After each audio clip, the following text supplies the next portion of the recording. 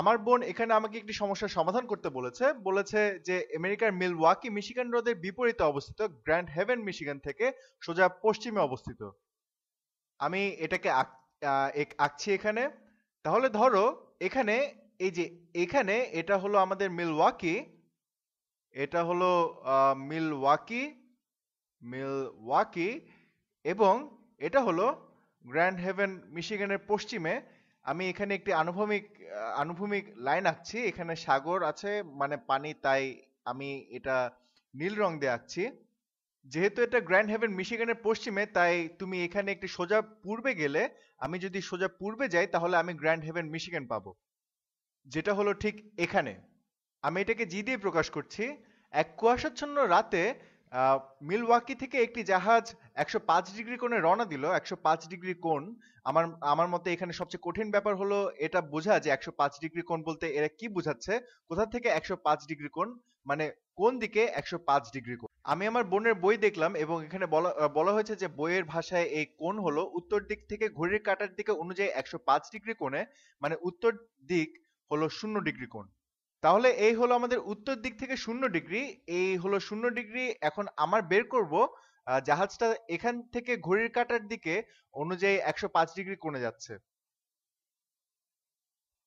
আমরা যদি 105 ডিগ্রি যাই, 105 ডিগ্রি, এটা হলো 105 ডিগ্রি।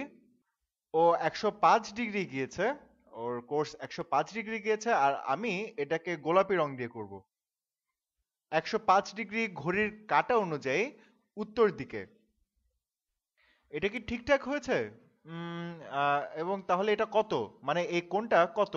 এটা হলো 90 ডিগ্রি, এটা হলো 90 ডিগ্রি। এবং সে আরো 15 ডিগ্রি যায়। একক বৃত্তে এটা -15 ডিগ্রি। আমরা যদি এখানে শীর্ষবিন্দু থেকে কোণ জানতে চাই তাহলে সেটা হবে আরো 90 ডিগ্রি, এবং এখান থেকে এটা হবে আরো 15 ডিগ্রি। তো এখানে কোণটা, এই কোণটা, এটা হবে 15 ডিগ্রি।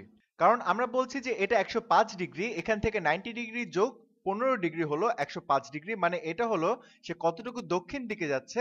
এই যে এই পূর্ব পশ্চিম দিক থেকে, সেটা হলো এটা, আর এই পুরো কোণটা হলো 105 ডিগ্রি। এখন আমি সমস্যাটা বাকি অংশ পড়ছি। যখন আমাদের জাহাজটি মিলওয়াকি থেকে ছেড়েছে, সেই একই সময়ে একটি জলদস্যুদের জাহাজ 195 ডিগ্রি কোণে গ্র্যান্ড হেভেন থেকে ছেড়েছে। 195 ডিগ্রি কোণ। তাহলে আবারও আমরা জানি যে উত্তর দিকে এই 0 ডিগ্রি এবং এই জাহাজটা 195 ডিগ্রি কোণে যাচ্ছে। তাহলে এটা হলো রীতি যে জাহাজের ঘড়ির কাঁটার দিকে 195 ডিগ্রি কোণে যাবে। তাহলে এটা হবে 180 ডিগ্রি এবং তারপরেও আরো 15 ডিগ্রি। তাহলে এটা জাহাজের কোণ হলো এটা। তাহলে এটা হবে এরকম। তাহলে চলো আমরা এখন দেখি যে এই কোণটা কত হবে, সেটা আমরা বের করতে পারি কিনা। কারণ আমাদের খুব সম্ভবত এই ত্রিভুজের ক্ষেত্রফল, বা আমি এখনো জানি না যে সমস্যার আমাদের আসলে কি বের করতে হবে, কি কি বের করতে বলা হয়েছে। চলো দেখি। তাহলে এটা হলো 195 ডিগ্রি। তাহলে আমরা যদি এটা বাড়াই, এটা যদি আঁকি, তাহলে এটা 180 ডিগ্রি, এই সোজা উপরের থেকে নিচের দিকে। তাহলে এটা হবে 180 ডিগ্রি, এই হলো 180 ডিগ্রি। যেহেতু তারা 195 ডিগ্রি কোণে গিয়েছে, তাহলে এটা, এই কোণটা হলো 15 ডিগ্রি। তাহলে এই কোণটা যদি 15 ডিগ্রি হয়, তাহলে এই কোণটা কত হবে? এই পুরো কোণটা হলো 90 ডিগ্রি। যদি তুমি একক বৃত্ত পদ্ধতিতে ব্যবহার করো তাহলে এটা তৃতীয় চতুর্ভাগে অবস্থিত হবে। তাহলে এখানে এই কোণটা হবে 90 - 15 ডিগ্রি। তাহলে এটা হলো 90 - 15, মানে 75 ডিগ্রি, তাই না? 75 ডিগ্রি। তুমি যদি এটাকে একক বৃত্তে প্রকাশ করতে তাহলে এটা এই পুরো ঘুরে একে এখানে আসতে হতো। তাহলে এই কোণটা হয়তো হতো 255 ডিগ্রি।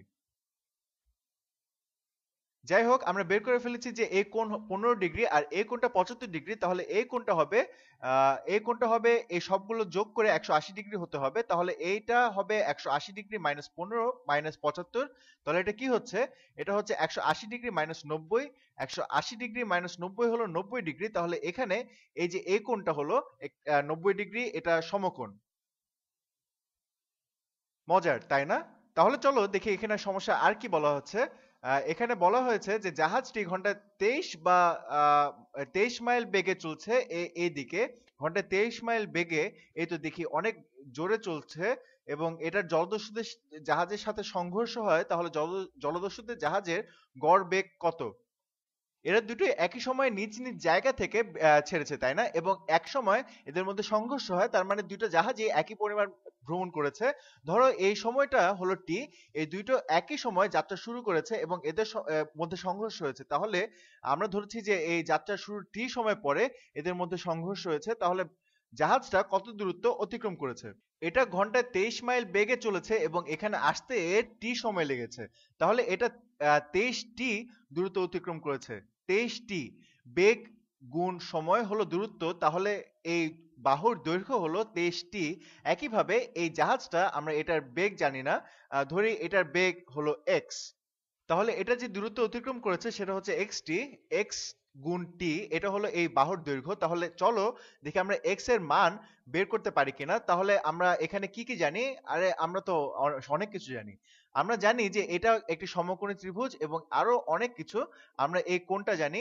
তাহলে আমরা যদি xt বের করতে চাই তাহলে এবং আমরা যদি এখানে 23t ব্যবহার করি এবং আমরা যদি এই 75 ডিগ্রি কোণ ব্যবহার করি, তাহলে কি হবে? আমরা এর বিপরীত বাহু জানি যেটা হলো 23t এবং আমরা সংলগ্ন বাহুটিও জানি যেটা হলো xt।